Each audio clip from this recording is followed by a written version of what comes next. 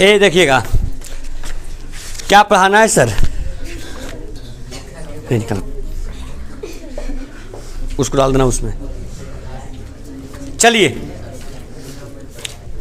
Success जीवन JCC channel में आप सभी विद्यार्थियों का पुनः स्वागत है। आज हम लोग हिंदी पाठ के चैप्टर नंबर 1 की शुरुआत करेंगे। आइए, हिंदी पाठ का चैप्टर नंबर 1 कौन सा है? बोलिएगा। सरम विभाजन। सरम विभाजन और क्या? जाति प्रथा। बाबू फोकस करेंगे। सरम विभाजन और जाति प्रथा, इसके लेखक कौन है सर?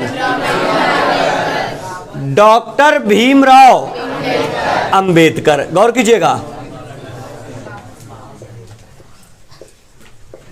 देखिए डॉक्टर भीमराव अंबेडकर, अगर आप इनको ध्यान से देखते हैं तो आप लोगों को जब क्लास, यहां ध्यान दीजिएगा, जब आप लोगों का हिंदी का क्लास हम शुरू कर रहे थे तो उसमें आप लोग को बताए थे कि बच्चे लोग सबसे पहले क्या काम करेंगे, इस चैप्टर में लेखक के बारे में हम लोग जब क्लास में पढ़ रहे थे तो लेखक के बारे में डिटेल से हम लोग लिखे थे। तो क्या काम करेंगे, उस डिटेल को हम दोबारा नहीं लिखवाएंगे, बल्कि वो सबों के पास लिखा हुआ है, सबको कॉपी रखेंगे भी अपने सामने। उस डिटेल को हम लोग एक बार रिवाइज कर लेंगे, फिर इस चैप्टर का क्रक्स जान लेंगे और इसका ऑब्जेक्टिव डिस्कशन के साथ सब्जेक्टिव डिस्कस करके चैप्टर को क्या करेंगे, खत्म करेंगे। आइए बच्चे लोग, भीमराव अंबेडकर जी के बारे में हम लोग कुछ इंपॉर्टेंट पॉइंट डिस्कस करने की कोशिश करते हैं, और जो इंपॉर्टेंट पॉइंट्स होंगे वो ऑब्जेक्टिव के लिए बहुत महत्वपूर्ण होंगे। ठीक है, तो आइए शुरुआत करते हैं। Point number first, Baba Saheb Bhimrao Ambedkar का जन्म 14 अप्रैल 1891। गौर कीजिएगा, अगर डॉक्टर, बच्चे लोग, अगर डॉक्टर भीमराव अंबेडकर साहब के जन्म की बात करें तो इनका जन्म कब हुआ है? बोलिए। 14 अप्रैल 1891। देखिए, हिंदी में ऑब्जेक्टिव डील करने के लिए आपका पॉइंट कहने का मतलब जन्म और मृत्यु का जो आपका साल और तारीख है, यह बड़ा इंपॉर्टेंट हो जाता है। देखिए, कितना बच्चा सोचता है 1891 याद कर लेंगे तो काम नहीं चल जाएगा। नहीं, ऑप्शन जानते हैं, लगले दे देगा। 13 अप्रैल 1891, 14 अप्रैल 1891, 15 अप्रैल 1891 या 16 अप्रैल 1891, तो आपको डील करना पड़ेगा। देखिए, तो सबसे पहले समझिए कि डॉक्टर भीमराव अंबेडकर साहब जो हैं, इनका जन्म बच्चे लोग 14 अप्रैल 1891 ईस्वी को हुआ था, और वो भी जानते हैं कहाँ? महू, मध्य प्रदेश। बताइए, जिस जगह पर हुआ है, जिस जगह पे हुआ है वो आपका क्या है? महू। और ये आपका कहां पड़ता है? मध्य प्रदेश। मध्य प्रदेश को शॉर्टकट में क्या लिखते हैं? MP लिखते हैं। तो सुनिए, बाबा साहेब भीमराव अंबेडकर का जन्म 14 अप्रैल 1891 महू, मध्य प्रदेश में हुआ है। और सुनिए, महू मध्य प्रदेश के साथ साथ ही इनका जो जन्म हुआ था, कौन परिवार में? दलित परिवार में। कौन से परिवार में? इनका जन्म दलित परिवार में हुआ था। सोचिए, एक दलित परिवार में जन्म लेने के बावजूद भी ये हमारे देश के संविधान के निर्माता करने में, इन्होंने देश के संविधान को निर्माण करने में इन्होंने बहुत महत्वपूर्ण भूमिका निभाया।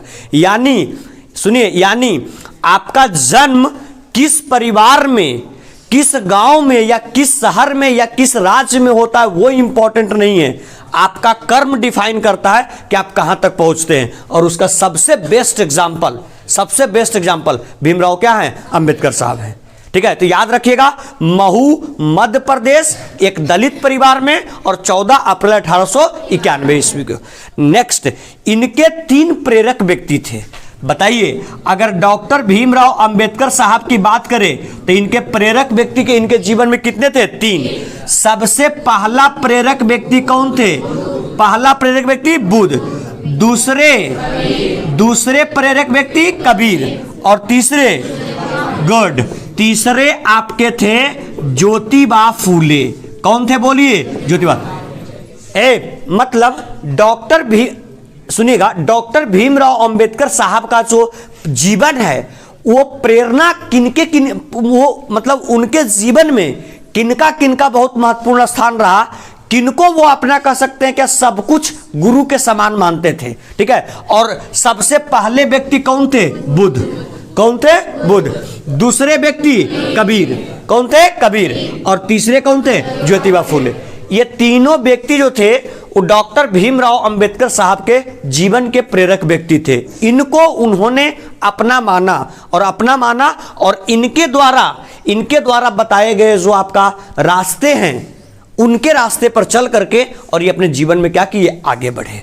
कहते हैं नेक्स्ट पॉइंट, भीमराव अंबेडकर साहब को भारतीय संविधान का निर्माता। बताइए, अगर भीमराव अंबेडकर साहब को हम लोग बोले, भीमराव अंबेडकर साहब को बोले तो इनको कहा जाता है क्या सर? बोलिए। भारतीय संविधान का क्या सर? बोलिए। निर्माता। भारतीय संविधान का निर्माता कहने का मतलब फादर ऑफ इंडियन कॉन्स्टिट्यूशन। ठीक है, फादर ऑफ इंडियन कॉन्स्टिट्यूशन जो आप लोग ये कहा जाता है किनको? डॉक्टर भीमराव अंबेडकर, क्योंकि इन्होंने ही संविधान को कहने का मतलब लिखने के दरमियान इन्होंने बहुत महत्वपूर्ण भूमिका निभाया। ठीक है, अनेक देशों के संविधान का इन्होंने अध्ययन किया और संविधान के अध्ययन करने के बाद इन्होंने देखा किस किस देश के संविधान में कौन कौन सी अच्छी बातें बताई गई हैं जो जनता के हित में है, कौन कौन सी बातें जो है जिससे हमारे देश की जनता का विकास हो सकता है, वो सब चीज़ों को देश के अलग अलग देशों के कुछ आपका पॉइंट लिया गया अमेरिका के संविधान से, कुछ कनाडा के संविधान से, कुछ आपका ब्रिटेन के संविधान से, कुछ आयरलैंड के संविधान से, कुछ जापान के संविधान से, अलग अलग देशों के संविधान को इन्होंने पढ़ा और जो जो अलग अलग देशों के संविधान में अच्छी अच्छी बातें था वहां से इन्होंने इनकलकेट किया, वहां से उठाया और इन्होंने अपने देश के संविधान में क्या कर लिया? डाल लिया। ठीक है, इसलिए इनको भारतीय संविधान का क्या कहता है? निर्माता भी कहा जाता है। और नेक्स्ट पॉइंट कहता है सर दिसंबर 1956 में। बताइए कब? बोलिएगा। दिसंबर 1956 में। दिसंबर 1956 में इनकी जो है बाबा साहेब भीमराव अंबेडकर की क्या हो गई? मृत्यु। और ये जो मृत्यु हुआ था, ये मृत्यु कहाँ हुआ था? दिल्ली में हो गया था। बात समझ में आया? तो सुनिए, मोटा मोटी भीमराव अंबेडकर साहब के बारे में ये 3-4 पॉइंट आपको याद रखना होगा। भीमराव अंबेडकर साहब का जन्म 14 अप्रैल 1891 में महू मध्य प्रदेश एक दलित परिवार में। इनके जीवन के प्रेरक व्यक्ति बुद्ध, कबीर और ज्योतिबा फुले। इनको भारतीय संविधान का निर्माता। और इनकी मृत्यु दिसंबर 1956 और कहाँ हुआ? दिल्ली में। बात समझ रहे? एक पॉइंट इसमें और इंपॉर्टेंट होता है, इनकी प्रमुख कृतियां, इनके द्वारा कौन कौन सा इंपॉर्टेंट किताब वगैरह लिखा गया। तो कहता है सुनिए क्या, इनकी प्रमुख रचनाएं एवं भाषण, the caste in India their mechanism. सुनिए बच्चे लोग, अब देखिए इनका जो मैक्सिमम जो फोकस था वो कास्ट सिस्टम को लेकर के था। कास्ट सिस्टम कहने के बाद जाति प्रथा, क्योंकि एक दलित परिवार से आते थे। और सुनिए, पहले के समय में, आज़ादी के समय से पहले बहुत सारे चीज़ें ऐसा होता था कि दलित परिवारों को बहुत सारे सुख सुविधाओं जो आपको समाज में जो मिलना चाहिए उससे वंचित रखा जाता था। तो ये उनके खिलाफ कार्य करते थे, बोलते थे कि नहीं, समाज में अगर व्यक्ति हैं तो सारे व्यक्ति क्या हैं? एक समान है, न तो कोई ऊंचा है न तो कोई नीचा है। इंसान ऊंचा नीचा होगा लेकिन अपने कर्म से होगा, कभी भी जन्म से होना नहीं चाहिए। ये हमारे बाबा साहेब भीमराव अंबेडकर जी का कहना था। तो इन्होंने उसी के तर्ज पर एक किताब लिखा, the caste in India and their mechanism. Number 2 book इनका है जेनेसिस एंड डेवलपमेंट। नंबर 2 इनका लिखा गया। Number 3 the untouchables. अनटचेबल्स कहने का मतलब जिसको बोलते हैं छुआछूत, द अनटचेबल्स, उस पर भी इन्होंने लिखा। Who are Shudras and his धम्मा। अब देखिए, इन्होंने, आप लोग सुने होंगे कि समाज में कितने वर्ण होते हैं? 4, जिसमें सबसे समाज का निचला वर्ण होता है उसको बोलते हैं शूद्र। क्या बोलते हैं? शूद्र। तो उसके आधार पर भी इन्होंने लिखा who are they and who are Shudras and his Dhamma. मतलब उसका धम्मा क्या है? The rise and fall of Hindu women and annihilation of the caste आदि। मतलब कहने का मतलब, एक बात समझिएगा, डॉक्टर भीमराव अंबेडकर साहब के प्रमुख कृतियां के बारे में जब भी चर्चा करेगा तो मैक्सिमम जाति को लेकर कहने का मतलब हु आर सुदराज, कहने का मतलब समाज में ये क्या कहते हैं, अनटचेबिलिटी मतलब छुआछूत, ये सब का भावना किस प्रकार का होता था। तो ये जो हमने बताया ये इसके लिए बहुत क्या होता है, इंपॉर्टेंट। ठीक है, अगर ये हो गया लेखक के बारे में। ठीक है, तो लेखक के बारे में हम लोग जानकारी प्राप्त कर लिए। ये लेखक के बारे में एक छोटा सा ये क्रक्स हो गया। अगर इस चैप्टर के बारे में एक मोटा मोटी खाका समरी के बारे में चर्चा करते हैं, ए बच्चा समरी के बारे में चर्चा करते हैं, तो इस चैप्टर का समरी हम लोग को यही कहता है, इस चैप्टर का समरी यही कहता है, ये आपका डॉक्टर भीमराव अंबेडकर साहब के द्वारा लिखा गया है और उसमें बताया गया है, जानते हैं मैक्सिमम फोकस, देखिए दो चीजें चैप्टर के नाम से ही पकड़ेगा, श्रम विभाजन और एक आपका जाति प्रथा। श्रम मतलब हुआ कोई भी कार्य और विभाजन मतलब हुआ बंटवारा।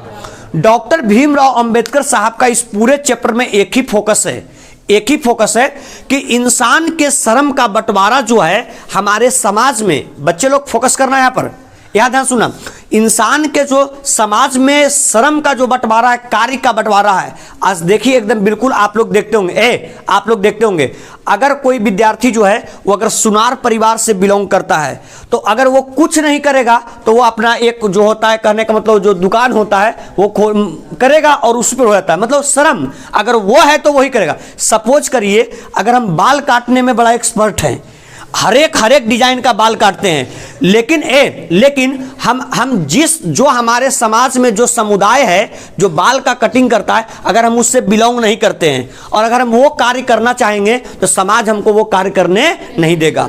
तो सुनिएगा बच्चे लोग, डॉक्टर भीमराव अंबेडकर साहब का इस पूरे पाठ में एक ही फोकस है कि हमारे समाज में श्रम के अनुसार से विभाजन नहीं होना चाहिए, जाति के अनुसार से श्रम का विभाजन होना नहीं चाहिए, बल्कि इंसान के क्षमता के अनुसार से श्रम का विभाजन होना चाहिए। अगर हम कैपेबल हैं और हम नीचा कास्ट से भी बिलोंग करते हैं, समाज के सबसे निचले तबके से भी बिलोंग करते हैं, और अगर हम कैपेबल हैं तो समाज में जो सबसे ऊंचा कार्य माना जाता है हम वो भी कर सकते हैं।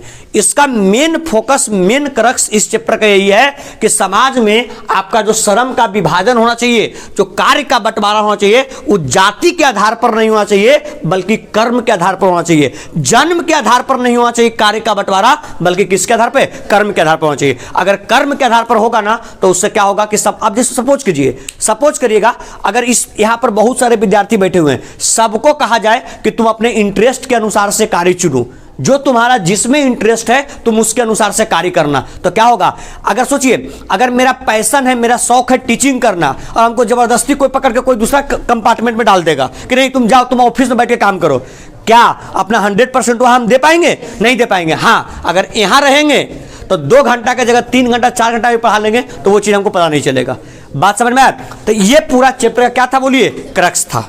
ठीक है, आइए कोशिश करते हैं इस चैप्टर का ऑब्जेक्टिव को भी क्या किया जाए, डील किया जाए। लाइए सर ऑब्जेक्टिव पर सीट दीजिएगा फटाक सा।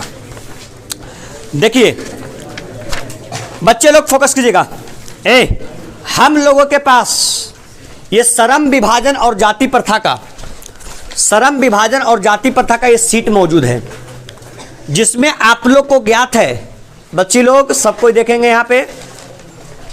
देखिए श्रम विभाजन और जाति प्रथा का सीट है, इसमें टोटल इस चैप्टर से 16 क्वेश्चन दिया गया है। कितना क्वेश्चन बोलिए, 16। आइए सभी ऑब्जेक्टिव को विद ऑप्शन डील करने की कोशिश करते हैं। नंबर फर्स्ट, सभी विद्यार्थी अपना जो सीट है इसको निकाल कर रखिएगा, और जो ऑनलाइन विद्यार्थी हैं अगर आपके पास अवेलेबल नहीं है तो टेलीग्राम चैनल को ज्वाइन कर लीजिए। अगर वो नहीं कर सकते हैं तो सिंपली सुनिए, बहुत सारी चीजें याद हो जाएंगी आपको। नंबर फर्स्ट बच्चे लोग, क्वेश्चन नंबर 1, भारतीय संविधान का निर्माता किसे कहा जाता है? आराम से भारतीय संविधान का निर्माता किसे कहा जाता है? शांत तो रहो यार पहले। Option number A Max Muller, B Mahatma Gandhi, C Bhimrao Ambedkar और डी बिरजू महाराज। सी मतलब भारतीय संविधान का निर्माता भीमराव अंबेडकर साहब को कहा जाता है। Any problem? Question number second, मानव मुक्ति का पुरोधा, मानव मुक्ति का क्या पुरोधा, मानव मुक्ति का पुरोधा किसे कहा गया है? किनको? भीमराव अंबेडकर। ऑप्शन सुनिएगा, नलिन बिलोचन शर्मा, यतीन्द्र मिश्र, भीमराव अंबेडकर और डी अमरकांत। किनको? भीमराव अंबेडकर। मतलब क्वेश्चन नंबर सेकंड का और करेक्ट ऑप्शन कौन होगा? सी। याद कीजिए, रिवाइज कीजिए, बड़ा इंपॉर्टेंट रहेगा। ए बच्चे लोग, भारत में जाति प्रथा का मुख्य कारण क्या है? अभी बोले आप लोग को, क्या है? बेरोजगारी। क्या है? बेरोजगारी। अगर जाति प्रथा के अनुसार से श्रम का विभाजन होगा, अगर जाति प्रथा के अनुसार से श्रम का विभाजन होगा तो इंसान के अंदर बेरोजगारी बहुत क्या आ जाएगा? ज्यादा आ जाएगा ना। क्यों? क्योंकि हम किसी अगर कास्ट से बिलोंग करते हैं तो हमको कास्ट के सिवा दूसरा काम नहीं करना है। अगर उसमें काम ही कम है तो हम बेरोजगार ही ना बैठे हुए रहेंगे। तो जाति प्रथा का मुख्य कारण क्या हो जाएगा? बोलिए, बेरोजगारी हो जाएगा। क्वेश्चन नंबर चौथा, जाति प्रथा विभाजन नहीं है क्यों? जाति प्रथा स्वाभाविक विभाजन नहीं है क्यों? ऑप्शन नंबर ए, एक मिनट जाइए, ऑप्शन नंबर ए, शांत तो रहो यार, हमको पहले पूरा क्वेश्चन पढ़ने दो। तुम लोग खुद जब लेक्चर से रिवाइज करोगे तो प्रॉब्लम का सामना करना पड़ेगा। पहले ऑप्शन हमको पूरा पढ़ने दो बढ़िया से, तब हम लोग इसके आंसर के ऊपर आएंगे। समझो बात को। जाति प्रथा स्वाभाविक विभाजन नहीं है क्यों? ऑप्शन नंबर ए, भेदभाव के कारण, ऑप्शन नंबर बी, शोषण के कारण, ऑप्शन नंबर सी, गरीबी के कारण, और ऑप्शन नंबर डी, रुचि के आधारित नहीं होने के कारण। रुचि के आधारित नहीं होने का, क्योंकि अगर रुचि पर आधारित होता तो ये फिर भेदभाव जो है, भेदभाव का जो आपका कारण का स्वाभाविक विभाजन नहीं है, क्योंकि इंसान का कार्य जो है आपका रुचि के आधार पर नहीं है। क्वेश्चन नंबर 5 सुनिएगा, आदर्श समाज स्वतंत्रता, समानता और ये भ्रातृत्व पर आधारित होगा किसने कहा? सुनिए, भीमराव अंबेडकर साहब का ही कहना था कि अगर आदर्श समाज होना है तो उसके लिए स्वतंत्रता चाहिए, मतलब हर कोई स्वतंत्र होना चाहिए, समानता, सबों के बीच में बराबरी होना चाहिए, और कहता भ्रातृत्व मतलब कहने का मतलब भाईचारा होना चाहिए। अगर सब लोग समान हैं, सब लोग बराबर हैं, सब लोग स्वतंत्र हैं और सब लोग एक साथ भाईचारे के माध्यम से रह रहे हैं, तो ये जो आपका कथन है किनके द्वारा कहा गया? डॉक्टर भीमराव अंबेडकर। मतलब इसमें ऑप्शन कहता है मैक्स मुलर, भीमराव अंबेडकर, बिरजू महाराज और आगे कौन हो जाएंगे? बोलिए, भीमराव अंबेडकर। नेक्स्ट, छठा क्वेश्चन, डॉक्टर भीमराव अंबेडकर ने किस प्रथा को आर्थिक पहलू से खतरनाक माना है? मतलब सुनिए, आर्थिक पहलू कहने का मतलब रुपया पैसा अगर नहीं भी आपके पास है, रुपया पैसा की बात अगर वो नहीं भी है, उससे भी खतरनाक कौन है? ऑप्शन नंबर ए, सती प्रथा, ऑप्शन नंबर बी, दहेज प्रथा, ऑप्शन नंबर सी, बाल विवाह, और ऑप्शन नंबर डी, जाति प्रथा। कौन होगा? जाति प्रथा। करेक्ट ऑप्शन कौन होगा? डी। सातवां क्वेश्चन, ए, जाति प्रथा श्रम विभाजन के साथ साथ किसका रूप लिए हुए है? ए, स्वतंत्रता का, बी, भाईचारा का, सी, श्रम विभाजन का, और डी कोई नहीं। जाति प्रथा हमारे समाज में रूप लिए हुए किसका? श्रम विभाजन का। क्योंकि आज जो श्रम का जो विभाजन है, कार्य का जो बंटवारा है, वो किसके अनुसार से है? जाति के अनुसार से। नेक्स्ट, श्रम विभाजन और जाति प्रथा के लेखक कौन है? हम पहले क्लास में बताए थे कि क्वेश्चन पूछा था, श्रम विभाजन और जाति प्रथा के लेखक डॉक्टर भीमराव, और श्रम विभाजन जाति प्रथा एक क्या है? निबंध है। यह भी याद रखिएगा, श्रम विभाजन जाति प्रथा एक क्या है? निबंध। नेक्स्ट क्वेश्चन, लेखक बेरोजगारी का प्रमुख और प्रत्यक्ष कारण किसे मानते हैं? अशिक्षा को, जनसंख्या को, जाति प्रथा को, और उद्योग धंधे को? जाति प्रथा को। जाति प्रथा जो है वो बेरोजगारी का एक प्रमुख और प्रत्यक्ष क्या है? कारण है। नेक्स्ट क्वेश्चन नंबर 10वां, आधुनिक सभ्य समाज श्रम विभाजन को आवश्यक क्यों नहीं मानता? आवश्यक क्यों मानता है श्रम विभाजन को? कर क्या? कार्य कुशलता के लिए, भाईचारा के लिए, रूढ़िवादिता के लिए, या इनमें से कोई नहीं? किसके लिए? कार्य कुशलता के लिए। ए, आज श्रम विभाजन का रूप जाति प्रथा होना नहीं चाहिए, कार्य कुशलता, तुम किस कार्य को कितने अच्छे तरीके से कर सकते हो, उस कार्य को आपको समाज करने का क्या करना चाहिए? करे, अलाउ करे कि नहीं तुम ये काम करो। तो इसमें क्या हो जाए? बोलिए, कार्य कुशलता। मतलब 10वां का करेक्ट ऑप्शन कौन होगा? ए। 11वां, श्रम विभाजन और जाति प्रथा पाठ बाबा साहेब के किस भाषण से संपादित है? The caste, option number A, the caste in India and their mechanism, option number B, genesis and development, option number C, annihilation of caste, और option number C, who are Shudras. कौन होगा? बोलिए, the caste and the caste in India and their mechanism, इसी से नहीं जी। Next, बच्चा, अंबेडकर का जन्म किस परिवार में हुआ था? ब्राह्मण, क्षत्रिय, दलित और कायस्थ। यहां हम बताए थे कौन परिवार में? दलित। नेक्स्ट, डॉक्टर भीमराव अंबेडकर का जन्म कब हुआ है? सुनो, हम बोले थे कि ऐसे ही पूछेगा। Option number A 14 April 1988, option number B 14 April 1889, C 14 April 80 और D 14 April 1881। Sorry 91, 14 April 1891। Option number correct कौन होगा? D. Next, doctor Bhimrao Ambedkar का जन्म कहां हुआ था? महू मध्य प्रदेश, गोरखपुर उत्तर प्रदेश, डुमराव बिहार और दाकुनी पश्चिम बंगाल। महू मध्य प्रदेश, याद रखिएगा महू। नेक्स्ट बच्चे लोग, भीमराव अंबेडकर के चिंतन के रचनात्मक के प्रेरक व्यक्ति कौन थे? Option number A Buddha, option number B Kabir, option number C Jyotiba Phule और ऑप्शन नंबर डी इनमें से क्योंकि तीनों प्रेरक व्यक्ति इनके हैं, बुद्ध, कबीर और Jyotiba Phule. Next, who are Shudras किनकी रचना है? Doctor Bhimrao. Any problem? Sir सुन, एक मिनट सुनिएगा।